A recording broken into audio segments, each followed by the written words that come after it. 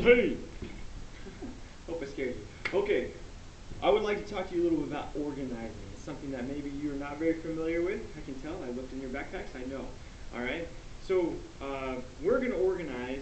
Well, we can't organize your room. We can't organize your closet. So we're going to organize clothes. All right. So how would you organize your clothes? You go to your closet. You go to your dresser drawer, and you're like, how am I going to sort all these? Well, first what you do is you look at the clothes. You're like, well, what do they got in common? Well, all of these clothes are socks. It's like, great. How many socks do I have? And when you're not going to count one sock because you don't put one sock on your foot, you're going to count pairs of socks, right? So how many pairs of socks do you have? You're like, well, you're counting them out and you're trying to find all the matches and you're like, I got 70 socks, but only 3 pairs. So I got 3 pairs of socks. That's problematic. You're going to probably need some more socks unless you like washing socks a lot. All right? Then you're like, okay, well, how many shirts do I have? Well, I got like 7 team shirts. That's a pretty good go. That gives you about 2 weeks worth, a little bit more. PJs, especially if you're going to spill ketchup on yourself. Alright, PJs. Well, how many PJs do you have? I don't know. Hopefully a lot, right? So, like, I don't know, 15 PJs. And jackets, jackets are pretty stylish. You can find jackets anywhere, alright? So, you have 8 jackets, or coats, depending on where you're from. Alright, so what's the purpose of this? Well, you've organized this. You've organized your clothes. You've assessed how many of each that you have, and you're like, you know what? I do not need that many jackets. I can donate some of those jackets. All right, so you say, okay, I can donate 3 of those jackets. Now, you wouldn't know how much of each you have unless you organize and counted it like such. All right, and you might even go as far as, well, in my closet, I'm going to have this specific rack for my shirts and this specific rack for my jackets. And you know what? I'm going to have a box in my closet, and I'm going to put all my socks in the box. All right, so the purpose of organizing yourself is to help you be able to see and understand the information a lot better in a more organized way. We call this setup right here, we call it a frequency table. Alright? Frequency table. Alright, and the reason it's called a frequency table, it tells me how frequent these categories appear, or how many of each of those categories I have. Excuse me, how many in each category I have, okay? We can do this also, not just with named categories, but we can also do it in interval categories. What do I mean by that? I'll tell you what I mean by that. They opened up a new bouncy house just down the street. They call it Jumpin' Beans. Actually, they call it Jumpin' JoJo's, but we'll get into that in a second. And they want to assess what are the ages of people who are attending Jumpin' JoJo's. So, ages. Well, instead of doing 0, 1, 2, 3, so well, let's do this in intervals. Let's get a chunk of what is the target age range we're going for. How about 0 to 2-year-olds? How many 0 to 2-year-olds are we having? Or how about 3 to 4-year-olds? Or 5 to 6-year-olds? And let's get a little adventurous here. Let's go 7 to 9-year-olds.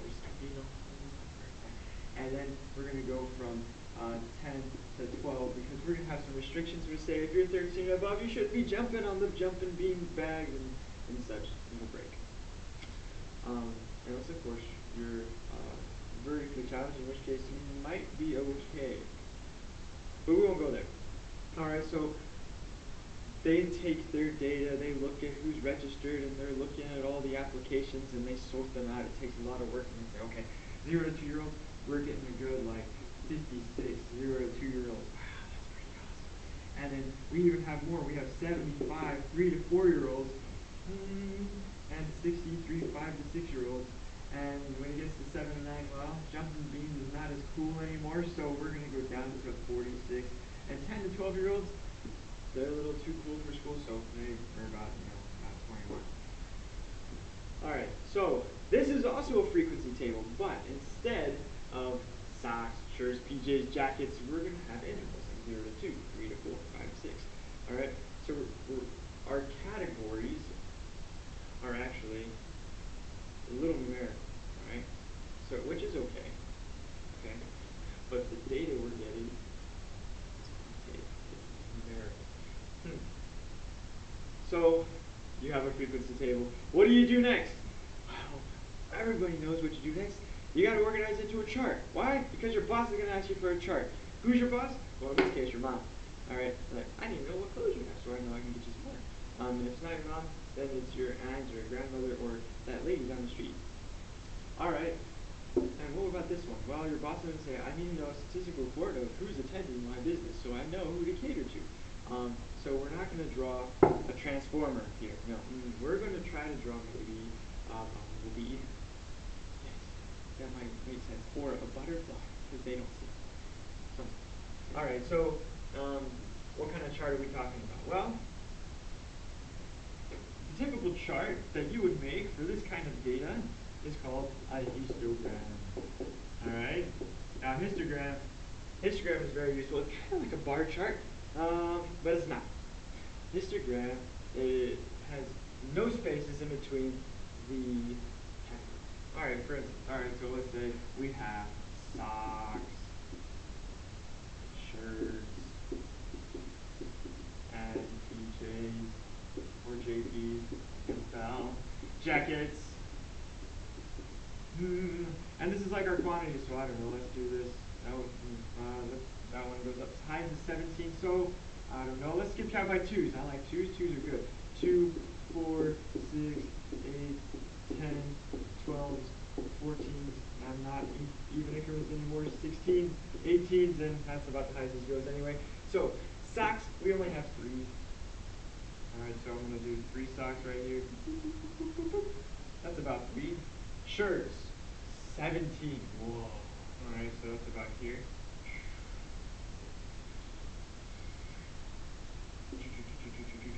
Okay. And then PJs, 15. There you go. Inappropriate sounds necessary. Okay, 8. This is a histogram. Yay! It tells you all the data that you need without having the fancy chart and the numbers. All you got to do is look and say, what category am I looking for? Shirts. I have about 17 of those. And I'm not even lying saying I have 18. But, try not to lie, try to be honest all the time. This histogram gives you the same information as your frequency table. However, it's more visual, especially for those visual learners like your boss. Alright? Right here, you can also make a frequency table using these categories. Same deal. You create your little grid. Notice that it is only the first quadrant of a coordinate plane. How lovely is that? All right, so your first category, 0 to 2-year-olds. Wow, messed up on that one. All right, 0 to 2-year-olds, 3 to 4-year-olds, 5 to 6-year-olds, 7 to 9-year-olds. Whoa, 10 to 12-year-olds. How about that? Skip the number in between. And then your increments go up quite a bit more. See, highs is 75, lows is 21. So we can afford to skip. How about we skip by 25? Why? Because it's nice. 25, 50, 75. If I wanted to, I could even say this is 100. Yay! I'm going to erase that mark because that's a stray mark. 0 to 2-year-olds, we have 56 of those, so that's about right here-ish, right? And notice my graph isn't perfect when I'm drawing it. You can make perfect looking graphs if you use different things like Excel or a calculator. That would be helpful. However, we're doing this by hand, so my artistic ability is a little bit limited, especially in this crunched amount of time. 3 to 4 is 75, so 75 is about right here. 3 to 75 right here.